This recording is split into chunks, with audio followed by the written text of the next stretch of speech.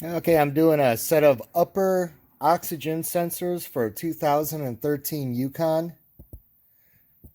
And I'm not going to do the lowers. I'm not getting check engine lights for that. But I'll go ahead and post the codes now.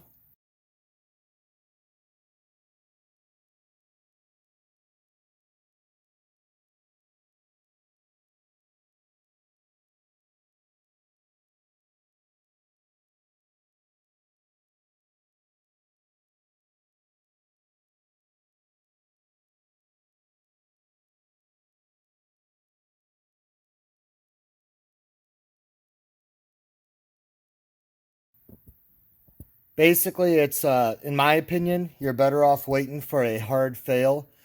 Early on, when they start going out, you get more of a soft fail, which could be a domino effect. Something else could be, causing that sensor to be giving a bad reading. And I mean, there's, a lot of false positives on O2 sensors. So I always say, wait till you get a nice positive fail. And I'll show you, well, as I point out on these pictures I'm putting on my meter, you'll kind of see what I mean about a hard fail.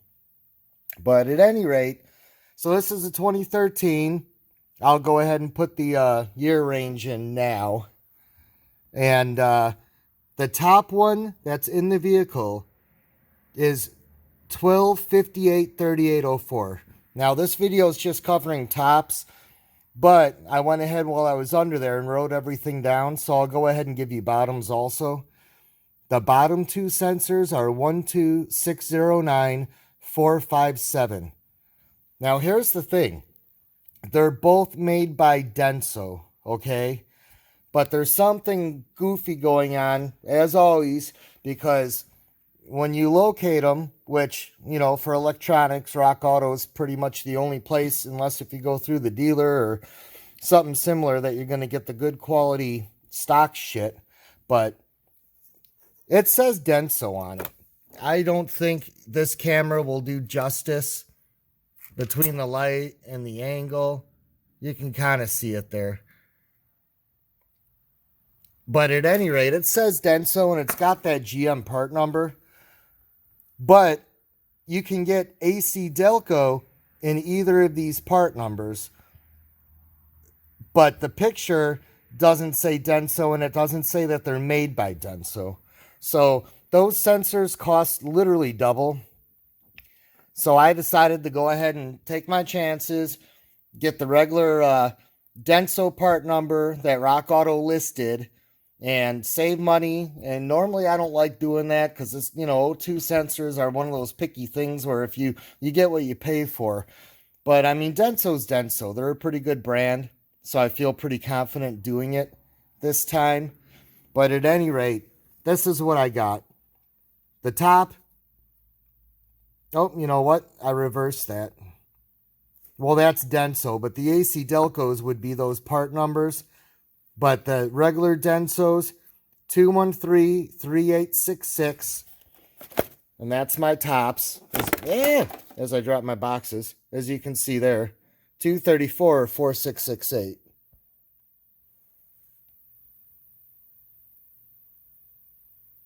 Okay, I screwed up. Oh, you know what? It was other numbers that were written on the sensor. That's right. There's a second set of numbers. So cancel that. Don't even look at these numbers. So that's what's on the vehicle. And what I got from Rock Auto, which claims OEM replacement, but I don't think so, is that 234-4668 for the top.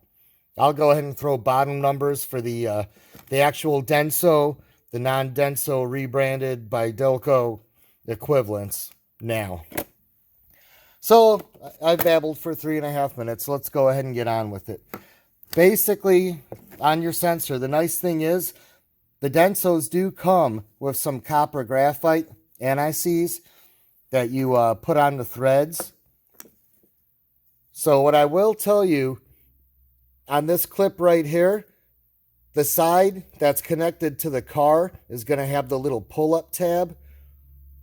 Those are really brittle, and you want to lift it while pulling the two apart. Just start lifting it ever so slightly because they can break really, really easy. Don't ask me how I know that. Maybe because when I did it on my passenger side, I barely lifted up on it and it snapped. So you take old brittle plastic that's in the exhaust area, combine that with age, and just go easy on that. It really sucks when it breaks on the car side. Mine still fits pretty snug, but I'm going to throw a zip tie on there just to be safe. But at any rate, both of them give you these replacement little plastic push retainers, which is nice because they don't want to come out in one piece. It's kind of like door panel clips, except for you got all the room in the world to get the door panel clips, and you really don't on these. So let me go ahead and get in here.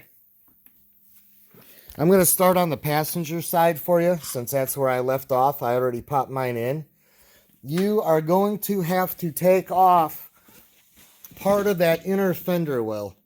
So basically, 1, 2, and that's going to be your little plastic push pin clips, which I'll insert right now how I did that. Okay, on those little body pieces, when you go to put it in, and this is easier without a camera, you put the base part of the fastener in first, and then you'll see how this lines up. I got to kind of feel it because I got a camera in front of me and a hand making a shadow. There we go. Just like that. And then when you go to do it, you push it in all the way. Now what I wanted to show you, and I didn't push mine in all the way, there's going to be a little groove like that one and then that one. You come with the flathead and you just kind of lift it. And you teeter-totter from side to side. And what you want to do is get it high enough to either get something in there. For many years, I used like a gardening tool, a weed tool. A few years back, I bought this tool. It's a body clip panel clip remover. Makes it a lot easier. That would go in there. And then as you can see, the outer part of the tool pushes down on the base, while that part pushes up. And it makes it a lot easier to take those out without ruining them. Just like that. So yeah, you had that one. That's your only two push ones. And then 1, 2, oh, just the 2, which I got to tighten those down. And then you're going to have 1, 2, 3, and they're going to be your standard little screws. And let's see, they were,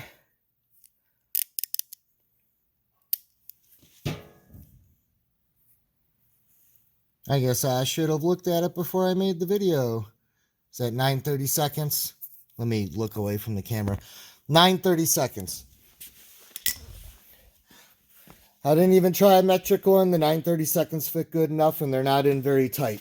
So once you get that lifted up, see how I kind of propped it behind the brake rotor?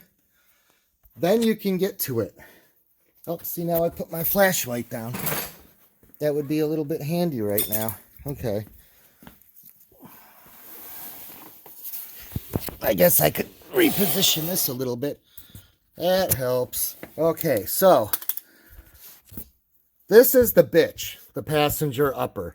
Because as you can see, you got to move this plastic to get into there. Otherwise, it's not going to happen. I mean, you may get lucky and fuck with it, but I mean, they're in there pretty good. You're going to want to use your oxygen sensor socket. That if you don't have, you either got to buy or rent, and it has that groove on it for the wire to go through. And let's see, the size on that is,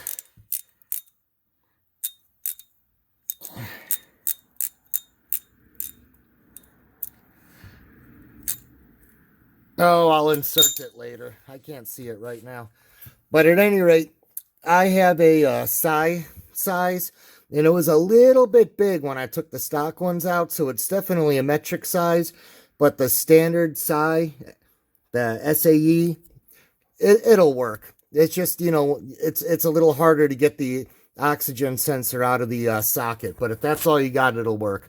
Plus, the replacements I put in definitely fit really snug with the side, which actually doesn't make any sense.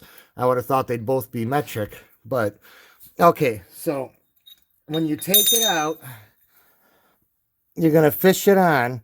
See how I can fish it literally with the wire, and then the wire sticks out. Now, as you can see, you don't have a whole lot of room there. You can barely fit your wrench. It's going to ride right up on here. You could probably use a swivel, but I didn't have to. But I also used a, you know, a little extension pipe to give me more leverage. So that's actually the easy part. Well, I say that, I'm in Arkansas, nothing rusts out here. If you're doing this in the north, it's going to be a pain in the fucking ass to take that O2 sensor out. It could be a half a day project. But at any rate, I'm in the south. We're not real mechanics because we don't have to worry about salt. So, the hard part about this side, okay? Now you can see that little push pin? Let's see if I can get back there. Now, if you look back there, I'm going to have to use my flashlight. You can see the hole, I think. Yep. Let me get angled just right here. Right there. It's got to go into that hole. Right there, okay? It's not going to be too hard pushing it in. But as far as getting it out, and let me back up. You're going to have this safety tie, okay? This green one right here. Let me put you on pause so I can pop it in. Okay. Those are really easy to break if you're not careful also. They don't just push out. You pretty much got to kind of bend up on this and bend up on the other side at the same time, or kind of play with it, and then it'll pull out. That's really hard to explain. It's a sense of feel. The more mechanically inclined you are, the easier it'll be without breaking it. You could always just kind of throw a zip tie in there if you want to keep the safety if you break it.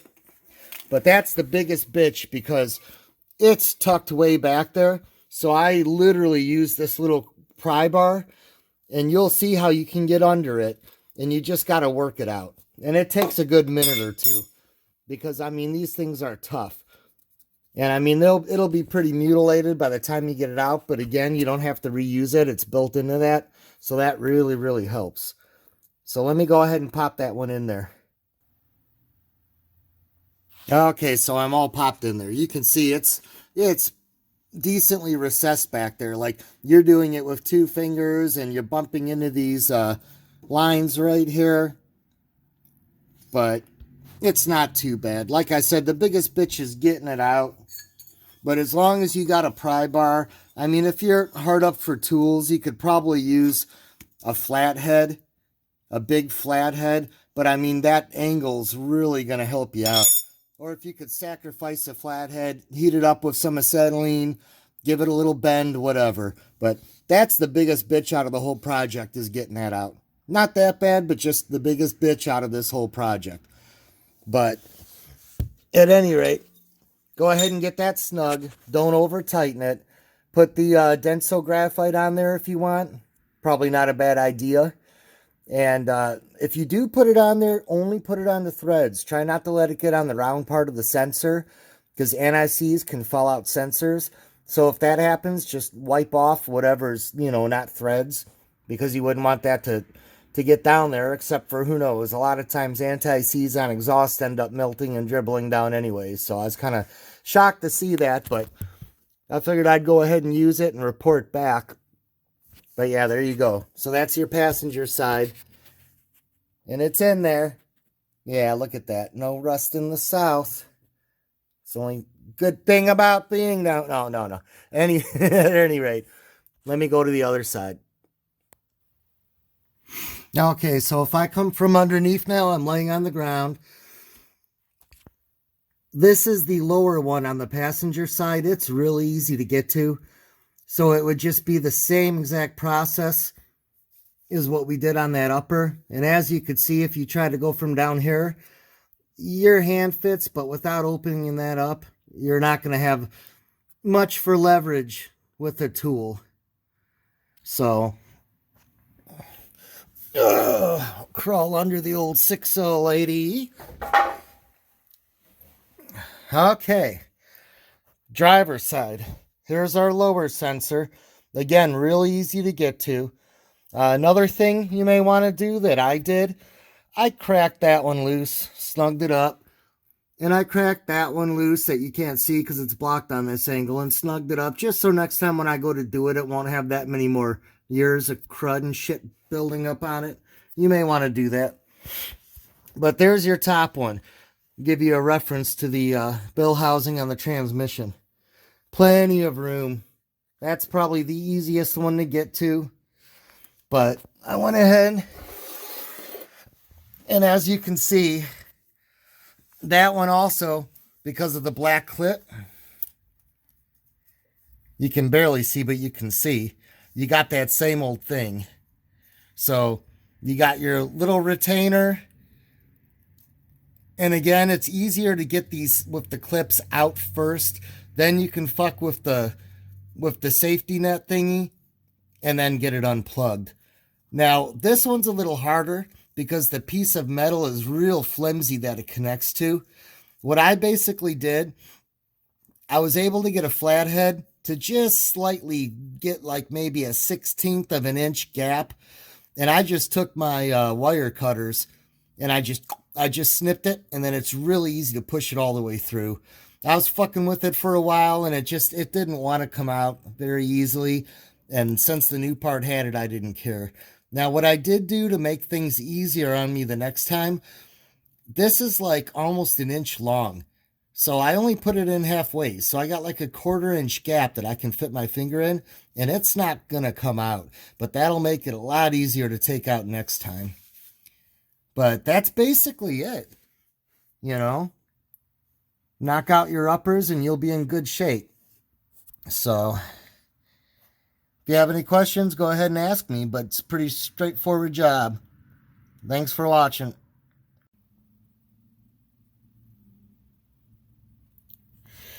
I just wanted to splice in here. This is the one I cracked. It was actually on this bottom one. I pre-played with it because it was easy to get to, because I wanted to see how hard it would be to get to on the upper ones. And that's where, with all the room in the world and just barely prying back, and I mean, you could see where that snapped off. So I'm going to add a little zip tie around there just to be safe. It's pretty snug either way, but I'm not going to take any chances. All I need is for it to warm up outside, and then everything expands and the fucker slides off, and I don't need that.